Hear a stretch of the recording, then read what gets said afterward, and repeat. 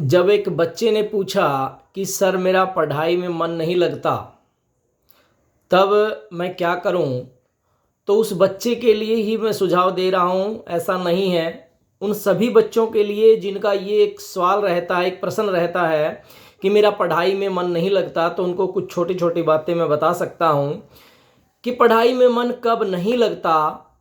खासकर जब होता है जब दिमाग बिखरा हुआ होता है और हर टाइम पे कुछ अनाप शनाप विचार आते रहते हैं, वो कंसंट्रेशन पढ़ाई में बन नहीं पाती। तो उसका एक विशेष सुझाव है ऐसे बच्चों से जिनका ये रहता है, तो वो क्या कर सकते हैं कि अपने छोटे छोटे लक्ष्य वो बनाएं। सिलेबस है, कितना टॉपिक छोटा है बड़ा है। कई बार पूरा सिलेबस देख करके टॉपिक बड़ा देख करके डर लगता है, तो वो छोटे छोटे अपने टारगेट, अपने लक्ष्य बना सकते हैं कि वो कितना पढ़ें और कितना टारगेट वो बना सकते हैं। आज सिर्फ 2 टॉपिक पढ़ने हैं या सिर्फ 1 घंटा पढ़ना है, फिर 10 मिनट का ब्रेक वो ले सकते हैं। इससे दिमाग ओवरलोड नहीं होता और शुरुआती दौर पे उनको आसानी लगती है। अब क्या है कि 25 मिनट पढ़ाई करें या फिर आधा घंटा या फिर पौना घंटा पढ़ाई करके 5 मिनट का ब्रेक ले सकते हैं, मुंह धो सकते हैं, आंखों में पानी के कुछ छींटे लगा सकते हैं। 4 बार ऐसा करने के बाद में 20-25 मिनट लंबा ब्रेक ले सकते हैं और ध्यान को लंबे समय तक बनाए रखता है। ये इस तरीके का जो तरीका है उसमें कंसंट्रेशन बनी रहती है।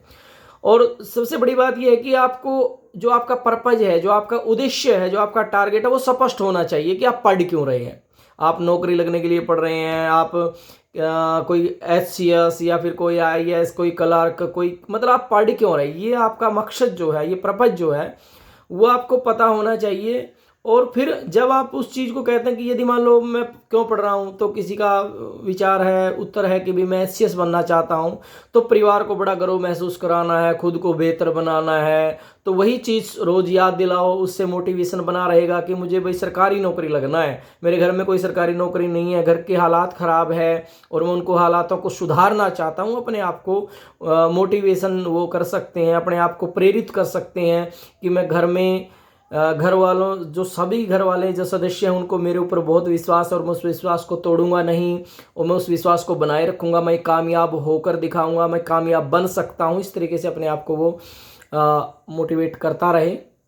फ़ोन इत्यादि आपको पता ही है, रील्स देखते हैं, शॉर्ट वीडियो देखते हैं, तो उसके लिए वो क्या अपने फ़ोन को साइलेंट रखें। व्हाट्सएप, फेसबुक इत्यादि की जो नोटिफिकेशन है उनको बंद रखें ताकि बार बार वो डिस्टर्ब आपको ना कर पाएँ। पढ़ाई के वक्त सिर्फ वही चीज़ें सामने रखें जिनकी ज़रूरत है, कापी, पेन, किताब।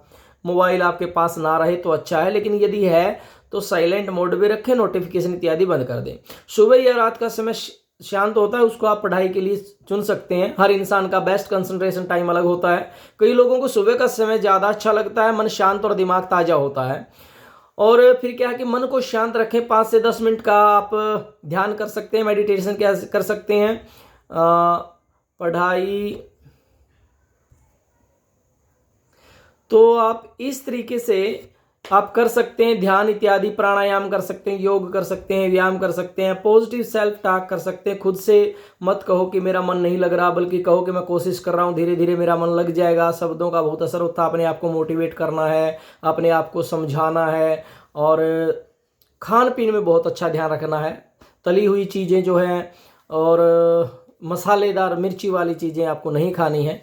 तो आप इस तरीके का ये जो सुझाव दिए गए इनका प्रयोग आप अपना करके आप फ़ायदा उठा सकते हैं। इसका पढ़ाई में मन ज़रूर लगेगा। अपने आप को प्रेरित करते रहिए, अपने लक्ष्य को याद रखिए, अपने माता पिता की आपको इज्जत बनाए रखनी है, गर्व महसूस करवाना, ये बनाए रखिएगा। और वीडियो अच्छी लगे तो शेयर कर दीजिएगा।